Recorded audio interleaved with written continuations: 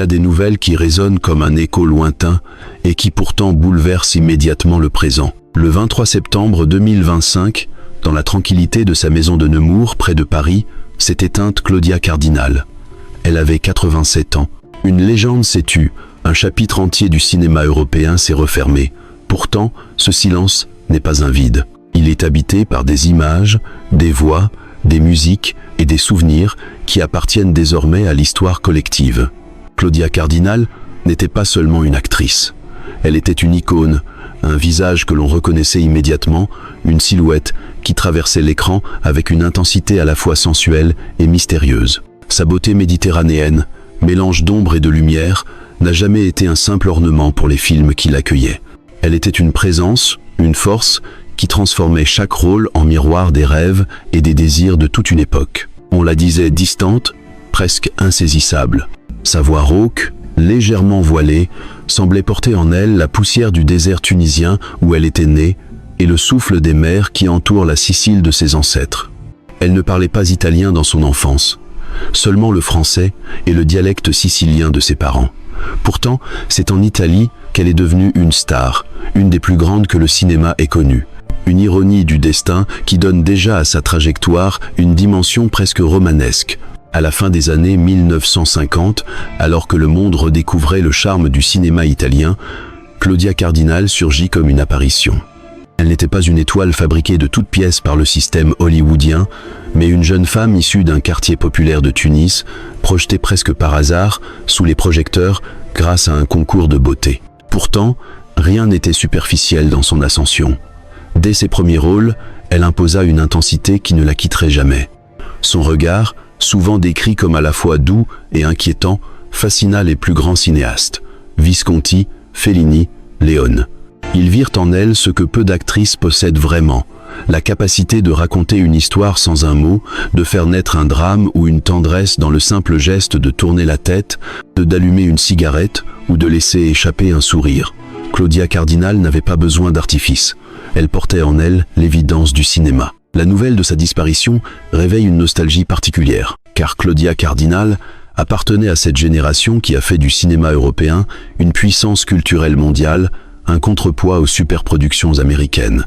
Dans les années 1960, aux côtés de Sophia Loren, Monica Vitti ou Gina Lollobrigida, elle incarna une Italie rayonnante, audacieuse, capable de séduire Paris, Londres et Hollywood sans perdre son identité.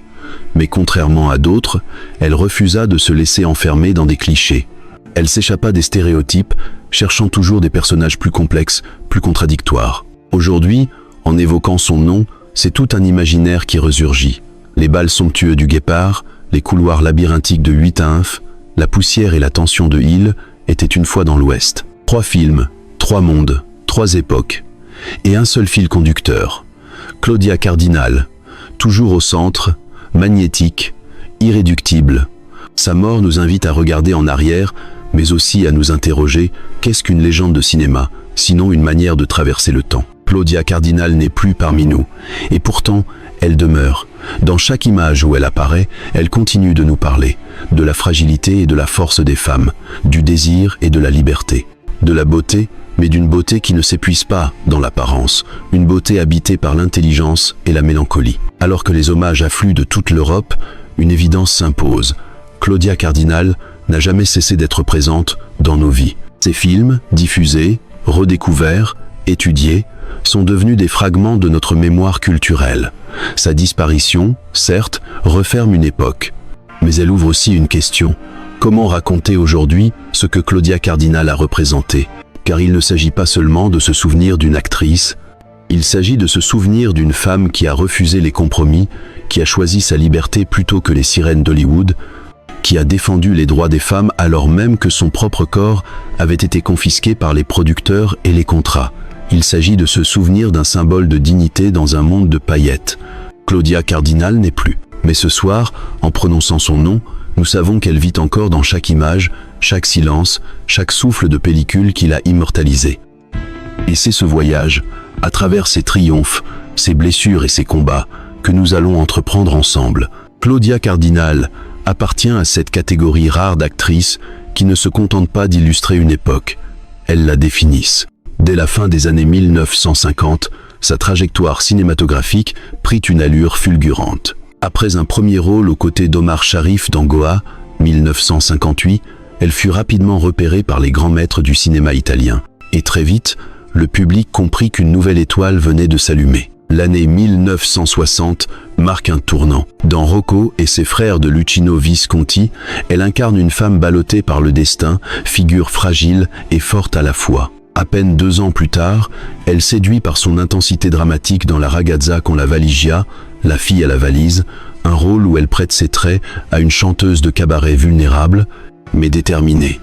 Ce film fit d'elle une actrice incontournable et révéla son don pour mêler sensualité et mélancolie. Puis vint 1963, l'année décisive, souvent qualifiée de l'année cardinale. On la retrouve dans 2 chefs-d'œuvre absolus, Il Gattopardo, Le Guépard, de Visconti et 8 à 1 de Federico Fellini. 2 films, 2 univers opposés, mais une seule certitude.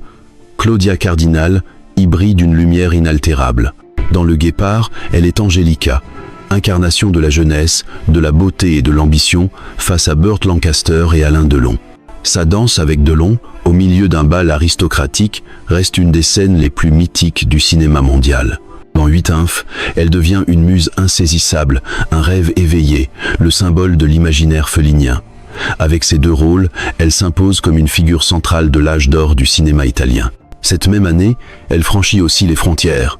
La Panthère Rose la propulse dans l'univers des comédies internationales, aux côtés de David Niven et Peter Sellers. Contrairement à d'autres actrices européennes happées par Hollywood, Claudia Cardinal ne se laisse jamais enfermer. Elle choisit soigneusement ses projets, refusant les contrats d'exclusivité et protégeant farouchement son indépendance artistique.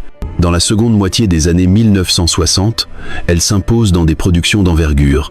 Elle joue avec Rock Hudson, Tony Curtis, Anthony Quinn et Burt Lancaster.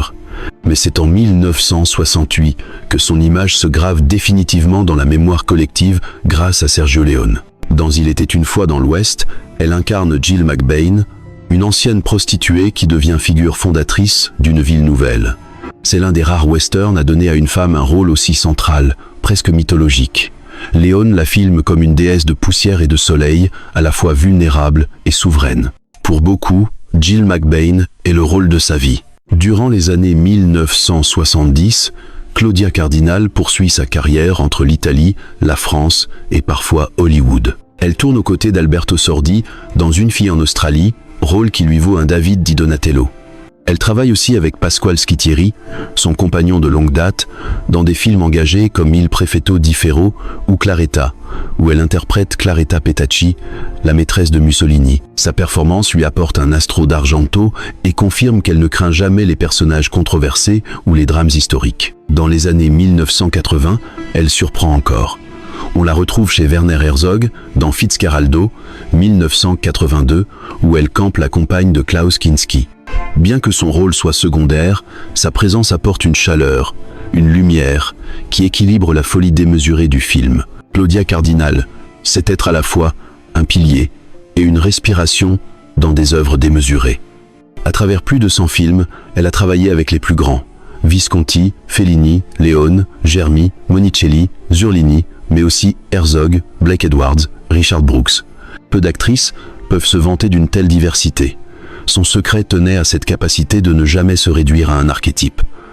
Elle pouvait être la jeune fille vulnérable, la muse insaisissable, la femme de caractère ou la matriarche engagée, toujours crédible, toujours habitée. La presse internationale ne tarda pas à la consacrer comme l'une des plus belles femmes du monde. En 2011, le Los Angeles Times la plaça parmi les 50 plus grandes beautés de l'histoire du cinéma.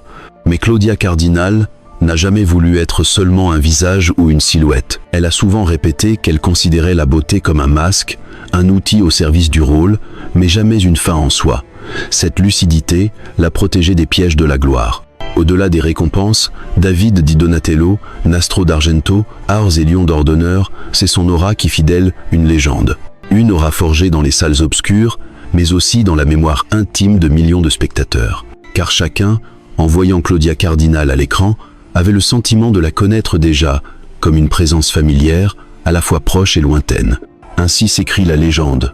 celle d'une actrice qui, sans jamais céder à la facilité, a marqué de son empreinte les décennies les plus fécondes du cinéma européen. Une légende qui, encore aujourd'hui, continue d'illuminer les écrans et les souvenirs. Derrière la légende lumineuse, il y a toujours des ombres. La vie de Claudia Cardinal n'échappe pas à cette règle. Si le monde l'a admirée comme une icône de beauté et de liberté, son parcours intime fut marqué par des contraintes, des secrets et des blessures profondes, longtemps dissimulées au regard du public. Tout commence dès ses débuts. Alors qu'elle n'a que 10 à 9 ans, elle tombe enceinte d'un homme plus âgé, dans une relation qu'elle décrira plus tard comme terrible. Refusant l'avortement, elle choisit de garder l'enfant. Mais dans une Italie encore conservatrice, ce choix menaçait de ruiner sa carrière naissante. Son producteur et mentor, Franco Cristaldi, imposa alors le silence. Claudia fut envoyée à Londres pour accoucher, loin des paparazzi, et on fit croire qu'elle y suivait des cours d'anglais pour préparer un film. Pendant des années, son fils Patrick grandit sans savoir que Claudia était sa mère. Il pensait qu'elle était sa sœur. Ce secret, lourd et injuste, rongea l'actrice dans son intimité. Elle avouera plus tard avoir vécu cette période dans une angoisse permanente, surveillée, privée de toute liberté. Le contrat qu'elle signa avec la société de Cristaldi ressemblait à une cage dorée. Chaque détail de sa vie privée était contrôlé. Ses interviews, ses fréquentations, ses voyages. Elle déclara un jour « Je n'étais plus maîtresse ni de mon corps ni de mes pensées ». Derrière l'image de la star souriante, il y avait une femme qui se sentait prisonnière, contrainte de jouer un rôle jusque dans la vie réelle. Pendant cette année, elle dut cacher la vérité au public, à ses proches et à son propre fils. Cette blessure intime façonna en profondeur son rapport au monde. Elle, que l'on associait à la liberté et à la sensualité, connut en réalité une jeunesse marquée par la peur et le contrôle. Les traces de cette expérience se retrouvent dans son jeu. Cette intensité contenue, cette mélancolie subtile qui traverse son regard, semble témoigner d'une douleur enfouie. Claudia Cardinal transformait ses failles en force, mais le prix à payer était immense. Hollywood, que beaucoup imaginaient être une consécration, fut pour elle une autre source de désillusion. Dans les années 1960, les studios américains voulaient faire d'elle une nouvelle Sophia Loren ou Gina Lollobrigida. Mais Claudia se méfiait. Elle refusait les contrats d'exclusivité qui l'auraient enfermée dans un carcan. Elle expliqua un jour « Je ne voulais pas être un cliché. Je préférais perdre de l'argent plutôt que de perdre ma liberté. » Cette intransigeance lui coûta certaines opportunités, mais elle resta fidèle à elle-même. Derrière cette décision se cachait aussi la lassitude d'un système qui réduisait les actrices à leur beauté et leur sexualité. À cette époque, la presse ne cessait de commenter son corps, ses courbes, sa sensualité. Alberto Moravia lui-même, dans une interview restée célèbre, s'attarda exclusivement sur son physique. Claudia répondit avec une lucidité désarmante « J'ai utilisé mon corps comme un masque, comme une représentation de moi-même. Derrière ce masque, pourtant, il y avait une femme qui voulait être reconnue pour son talent, pas seulement pour son apparence. » Cette lutte constante entre l'image imposée et l'identité profonde constitue l'une des fissures les plus visibles de sa carrière. Sa vie sentimentale, elle aussi, fut complexe. Avec Franco Cristaldi, la relation mêlait pouvoir professionnel et domination personnelle. Leur mariage, célébré en 1966, n'était pas tant une union d'amour qu'un contrat qui institutionnalisait une emprise déjà existante. Claudia supporta cette situation jusqu'au milieu des années 1970, avant de rencontrer Pasquale Schittieri. Avec lui, elle trouva enfin une forme de stabilité affective, même si leur relation resta marquée par les turbulences d'une vie artistique et militante. La mort de Schittieri en 2017 fut un choc. Mais bien avant cela, Claudia avait déjà dû affronter la solitude. Être une icône, c'est aussi vivre en permanence sous le regard des autres, sans jamais pouvoir se reposer complètement. Dans ses mémoires publiées en 1995, Io Claudia, tu Claudia, elle confia à quel point ce poids avait été lourd. Si vous n'avez pas une force intérieure, vous perdez l'idée même de qui vous êtes. Cette phrase résume le combat permanent qu'elle mena contre les fissures de sa propre existence. Car malgré le glamour, Claudia Cardinal connut aussi la dépression, les pensées sombres, la fatigue d'être constamment scrutée. Le secret de son fils, la domination masculine dans l'industrie du cinéma, la pression médiatique, tout cela aurait pu briser une femme moins forte. Mais Claudia fit de ses blessures des cicatrices visibles à l'écran. Ces personnages de femmes déterminées, souvent marquées par la douleur, portaient l'empreinte de sa vérité intime. Ces fissures, loin de diminuer sa légende, la rendent plus humaine, plus proche. Elle rappelle que derrière l'icône existe une femme de chair et de sang, avec ses failles et ses combats. Claudia Cardinal n'a jamais été une statue figée. Elle était vivante, contradictoire, fragile, et c'est précisément cela qui fit d'elle une actrice inoubliable. La fin d'une vie n'est jamais un épilogue neutre, surtout lorsqu'il s'agit d'une légende. Pour Claudia Cardinal, les dernières décennies furent une longue transition entre la lumière aveuglante des projecteurs et la sérénité plus discrète d'une existence privée. Elle n'a jamais cessé de travailler totalement, mais elle choisissait désormais avec soin ses apparitions, privilégiant la scène théâtrale, les hommages, les festivals, plutôt que les grandes productions internationales. Dans les années 2000, Claudia trouva un nouvel espace d'expression au théâtre. Elle interpréta la Veneziana à Paris, puis se lança dans des rôles complexes comme Amanda dans La ménagerie de verre de Tennessee Williams. Elle avouait y trouver une liberté que le cinéma ne lui donnait plus. Au théâtre, j'existe pleinement, sans montage, sans filtre. Cette passion tardive confirmait qu'elle n'était pas seulement une icône figée, mais une artiste toujours en quête de vérité. Son engagement social, lui, ne faiblit jamais. Depuis 2000, elle était ambassadrice de bonne volonté de l'UNESCO pour la défense des droits des femmes. Elle voyagea beaucoup, participa à des conférences, prêta sa voix aux causes qui lui tenaient à cœur. Claudia Cardinal, dont le propre corps avait été confisqué par l'industrie du cinéma dans sa jeunesse, devint l'une des défenseurs les plus symboliques de l'émancipation féminine. Dans ses discours, on retrouvait toujours cette conviction « le mystère est important, mais la dignité l'est davantage ». Sa vie privée prit un tournant en 1975 lorsqu'elle rencontra le réalisateur Pasquale Schittieri. Ils restèrent inséparables pendant plus de 40 ans, partageant une complicité rare jusqu'à la mort de Schittieri en 2017. Ce deuil fut un choc profond. Claudia perdit alors non seulement un compagnon de vie, mais aussi un collaborateur fidèle qui avait façonné une partie de sa filmographie. Ceux qui la côtoyaient affirmèrent qu'après 2017, son énergie sembla décliner, même si elle continua d'apparaître en public avec son sourire légendaire. Dans les années 2010, elle accepta encore quelques rôles choisis. En 2010, elle reçut un prix à Antalya pour Signora Enrica, où elle incarnait une femme italienne vieillissante qui accueille un étudiant turc. En 2012, elle joua dans Gébo et L'ombre du maître Manuel de Oliveira, prouvant qu'elle pouvait toujours porter un film d'auteur exigeant. Elle apparaissait aussi dans des projets plus modestes, parfois symboliques, comme pour rappeler qu'elle restait une actrice avant tout. Mais peu à peu, les apparitions se firent plus rares. Elle vivait entre Paris et Nemours, entourée de sa famille. Ses deux enfants, Patrick et Claudia, lui restaient proches, de même que sa petite fille Francesca. À la fin, elle menait une vie tranquille, loin du tumulte médiatique. Elle aimait jardiner, lire et partager de longues conversations. Les journalistes qui la rencontraient dans ces années-là décrivaient une femme apaisée, mais encore pleine d'esprit, capable de rire de sa propre légende. En privé, elle portait cependant le poids de la solitude. Être une icône, c'est aussi constater que le monde autour de soi change plus vite que l'on ne l'imagine. Claudia voyait disparaître ses compagnons de route, Visconti, Fellini, Léone, Mastroianni, Delon vieillissant. Elle se savait l'une des dernières grandes figures encore debout, et cette conscience ajoutait une gravité à ses propos. Le 23 septembre 2025, à Nemours, Claudia Cardinal s'éteint dans son sommeil. Elle avait 87 ans. Son départ fut annoncé par son agent, Laurent Savary, et confirmé à l'AFP. Très vite, les hommages affluèrent, du président italien Sergio Mattarella, qui salua une ambassadrice de l'Italie dans le monde, jusqu'aux institutions françaises qui la considéraient comme l'une des leurs. Les festivals de Cannes, de Berlin et de Venise publièrent des communiqués émus. Pour beaucoup, ce fut la sensation d'un rideau qui tombe, la fin d'une époque. Les funérailles, organisées en toute intimité, respectèrent son désir de discrétion. Claudia n'aimait pas les excès de lumière hors du plateau.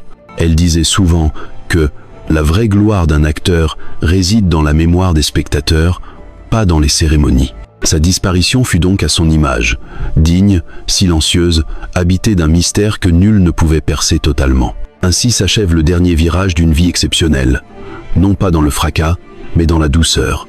Claudia Cardinal quitta ce monde comme elle avait vécu, entre ombre et lumière, dans cette zone fragile où la réalité et le cinéma semblent se confondre. Il y a des disparitions qui provoquent un bruit assourdissant.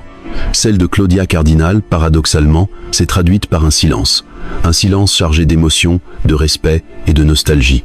Comme si le monde entier avait retenu son souffle face à la perte d'une figure qui semblait immuable. Dès l'annonce de son décès, la nouvelle a parcouru l'Europe. Les médias italiens ont ouvert leurs journaux télévisés avec son visage lumineux, rappelant qu'elle avait incarné l'âme d'une Italie conquérante et créative. Les chaînes françaises, elles, ont insisté sur son attachement à Paris et à la France, où elle vécut de longues années. En Allemagne, en Espagne, aux États-Unis, les grands titres lui ont consacré des hommages vibrants. Partout, on saluait non seulement l'actrice, mais aussi l'icône culturelle, le symbole d'une époque où le cinéma européen rivalisait avec Hollywood. Les réactions officielles n'ont pas tardé. Le président italien Sergio Mattarella évoqua une ambassadrice de l'Italie dans le monde qui a porté haut nos couleurs et notre culture. Le ministre de la Culture français parla de « une étoile qui relia la Méditerranée à l'Europe entière », soulignant son rôle de passerelle entre les cultures. Le Festival de Cannes rappela qu'elle fut l'une des reines incontestées de la croisette, tandis que Venise et Berlin se souvenaient de leurs lions et ors d'honneur remis à l'actrice. Mais au-delà des institutions, c'est la voix des artistes et du public qui donna la mesure de l'émotion. Alain Delon, très affaibli, aurait confié à son entourage combien la disparition de son Angelica ravivait en lui le sentiment d'une époque révolue. Les nouvelles générations d'actrices italiennes, Monica Bellucci, Valeria Golino, Asia Argento, lui rendirent hommage sur les réseaux sociaux, évoquant en elle une pionnière, une sœur aînée, ou encore une femme qui avait ouvert la voie. Les cinéastes, de Martin Scorsese à Nanni Moretti, saluèrent la mémoire d'une actrice capable de transformer un rôle en mythe. Pour le public, ce fut un choc intime. Des milliers de messages affluèrent, racontant des souvenirs personnels. Un premier film vu à la télévision un soir d'été, une affiche de Hill était une fois dans l'Ouest dans une chambre d'adolescent, un sourire qui avait marqué une jeunesse entière. Claudia Cardinal n'était pas seulement une star de cinéma.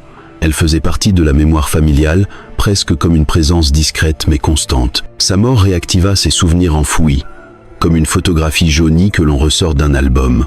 Le silence dont on parle n'était donc pas vide.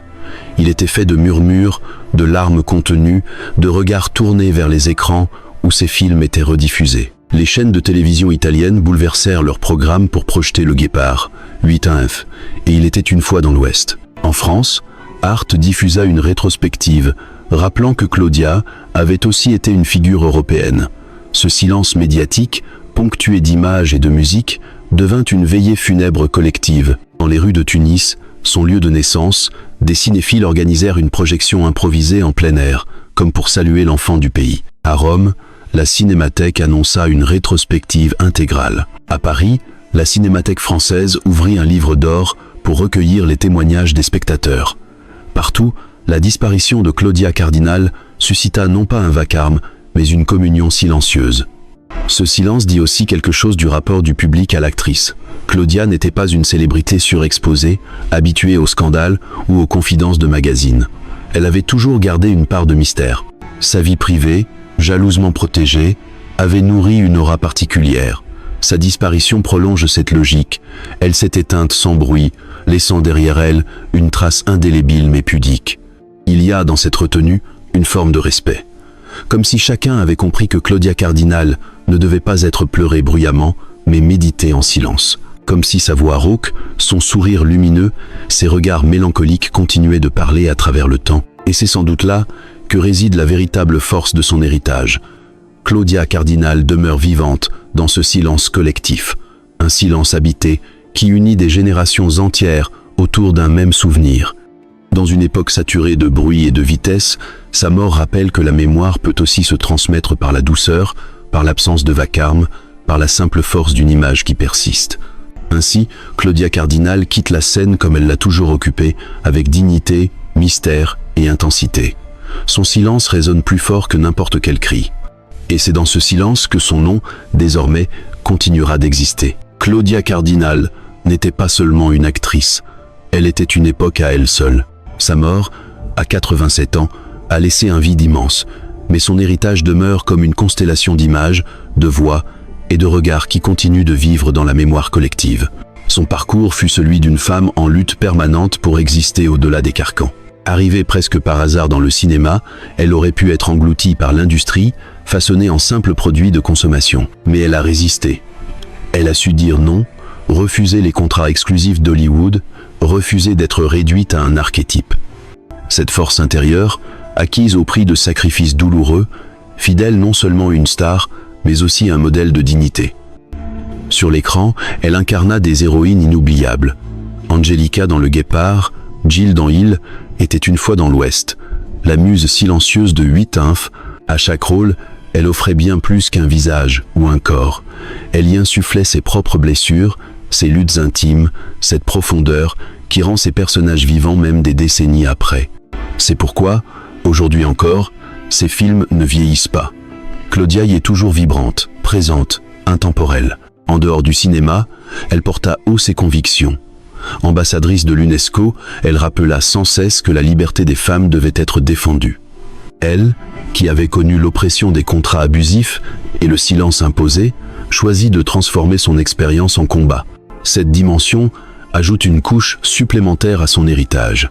Claudia Cardinal n'était pas seulement une muse des cinéastes, elle était aussi une voix pour les femmes, une conscience dans un monde trop souvent aveugle. La leçon qu'elle laisse est double. D'un côté, l'éclat de la beauté et de la gloire.